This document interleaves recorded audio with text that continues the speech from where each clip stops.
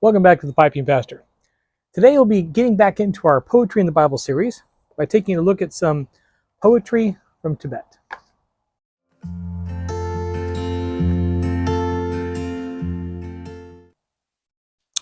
Well, today I'm smoking a bit of an experiment.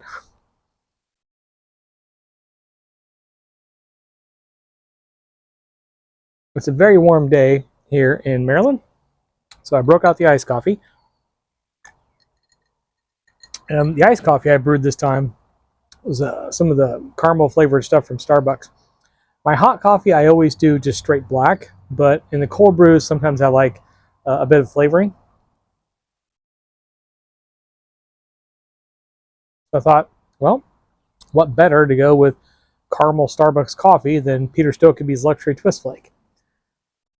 However, I was at the end of my current supply of Luxury Twist Flake. I didn't have enough to make a whole bowl.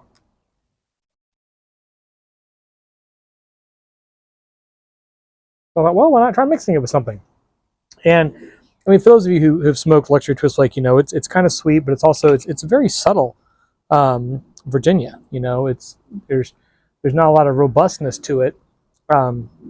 It's rather light on the palate. Lovely tobacco, subtly complex, but light on the palate.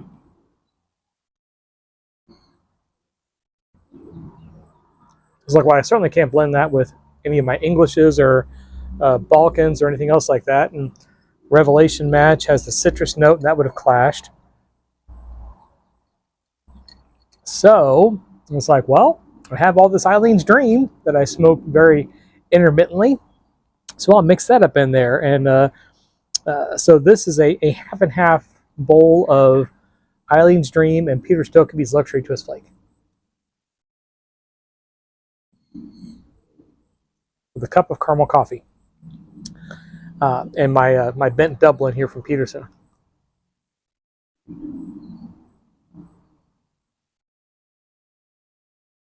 This is some sweet stuff. I mean, this is an afternoon of fondant icing and macarons. I mean, it's not bad.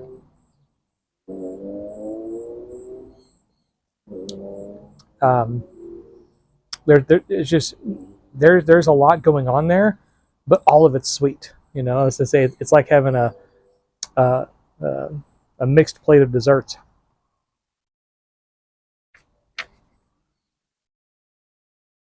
So I don't know. I think in the future I would probably keep these separate. You know, I guess unless I'm having a dessert smoke or something, you know, then I might try mixing these two again. But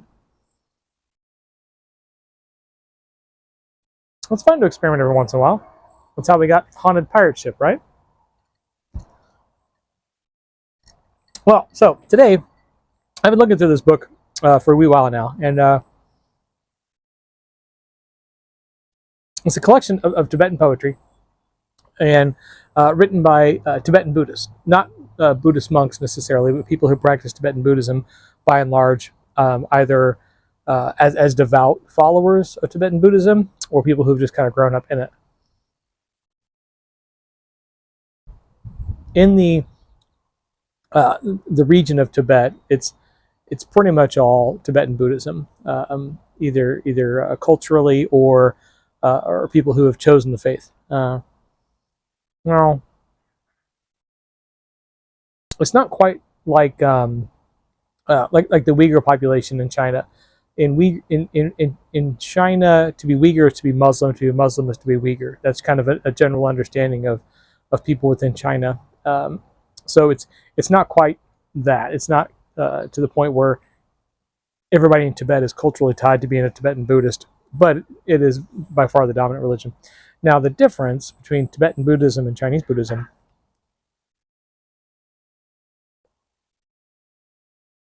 largely comes down to practice. There's still 3 levels within each when it comes to attaining enlightenment, but in the Chinese Buddhism, it's far more directed, it's far more prescriptive, and there's a lot more rules, and there's no outside influences, and there's no alternate ways.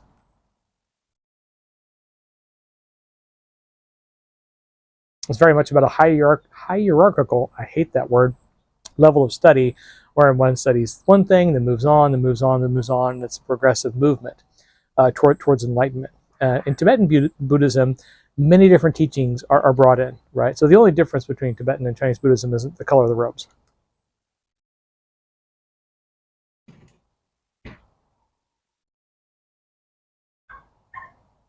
There is a significant difference in practice. Now, why that is the case?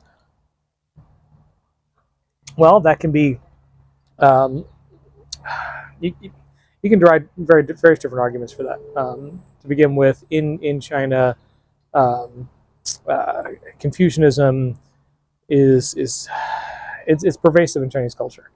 Neo-Confucianism.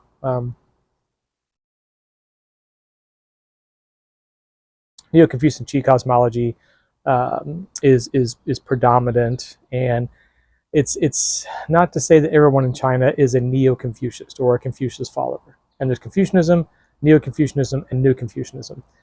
And yes, Neo and New is the same word, but there is three different classifications of Confucianism. But it kind of permeates culture in a way that is pervasive and just kind of understood. It's an underlying reality within mainland China, essentially, in the Chinese cultural region. So other areas that are influenced by what's going on in China.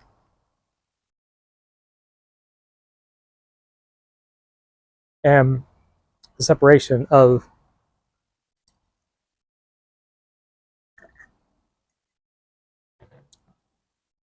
religion, science, and philosophy in China doesn't, strictly speaking, exist. There is a great deal of crossover and overlap. It's not easily categorized. So to say that someone is a Taoist but still adheres to Confucian ideology is not a contradiction in terms, or someone's Catholic and also follows Confucian ideology. It's not dual belonging. It's just kind of the way things are.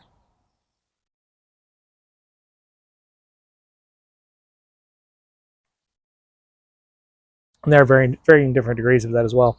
Um, but in any case, within Confucianism, it's very ordered. Li, the eternal cosmic principle, is an orderly thing, and everything has a time and a place. So it's far more ordered. So in that, it influences Buddhism. It influences the way that Buddhism is taught and studied and adhered to. Whereas in Tibet, it's far more free ranging.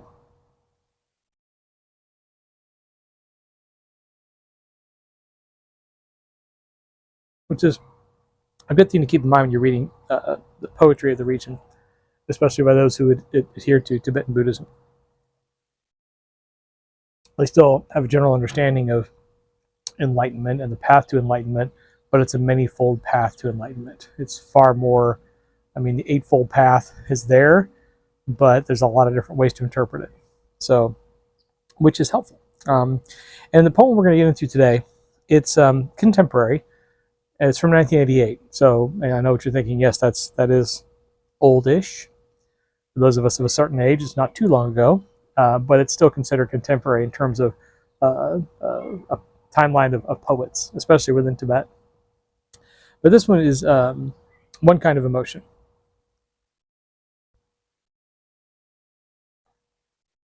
Let me murmur the immemorial vow as I gently bow my head. A tenderness, like water, flows beneath this evening's liquid moonlight. How should I visualize that place, so distant? I hear a child's voice lifted in benediction. The stars impart an icy solace. The stationaries pale. A couple of ordinary words stagger my heart. I call heaven and earth to witness. Life is but a cloud, a leaf.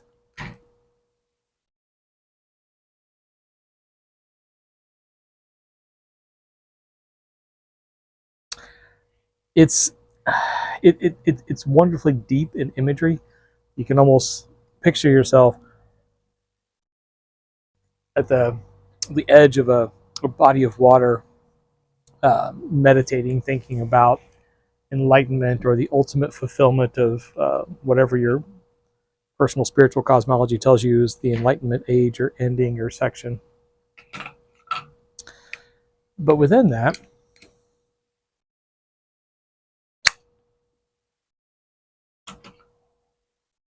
you have the phrase, a couple of ordinary words stagger my heart. So being there in and amongst creation and feeling the stillness and the solace and the solitude, a couple of words just rock this person. A couple of very important words within their mantra, within their meditative practices. We can see the same thing when we think about meditation in a Christian sense. In the Old Testament, when we read the story and we hear, the rumble of thunder, but God was not in the thunder, and so forth, and then there was a silence, and God was in the silence. What this poet is expressing here in terms of their understanding of Buddhism and enlightenment is that being still, being in the environment but not being distracted by it, being lulled into a state of acceptance, is when those words really become impactful. Because God, for us, in the Christian sense, is in the silence. The same thing can be true. You can probably hear it a million times in church in a sermon, Jesus died for your sins. Okay. It becomes commonplace, right? But to really think about that, to think about the fact that 2,000 years ago, God came down in physical form and took all the sins of all humanity for all time and all places in one sovereign act, that is staggering. The mercy, the grace, the love that God extends to us is staggering. When you sit in the stillness, when you sit in the solace and allow yourself to be moved by just that single thought, you can truly understand how God acts in your life as an individual, because that act was done for you. In the stillness, in the silence, in the tender quiet, you can really think about that and let your heart be rocked as well. So, but there will be more from this book. I've read several of them in here, and they're very deep. People who live in the Tibetan region of China, and the entire debate about, is it Tibet, is it China, is it Tibetan region of China, occupation, so on and so forth. We're not going to get into that discussion. That's a political discussion. And I have, I'm not going to get into that. But we will talk about the people who live there, or the poetry of the people who live there and who have lived through a lot of very difficult times there, and how their faith has driven them and supported them and given them revelation into the natural world through their poetry, and how we can use that, or not use that, it has a negative connotation, how we can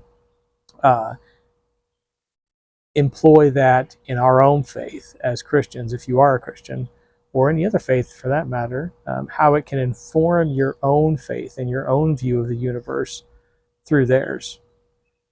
Because I know it really helps me in mine. So, and that is it. I'm going to turn my attention back to my little experiment here and my iced coffee and enjoy the rest of this 85-degree weather before the rain hits in. I hope you have a lovely week, and as always, happy reading.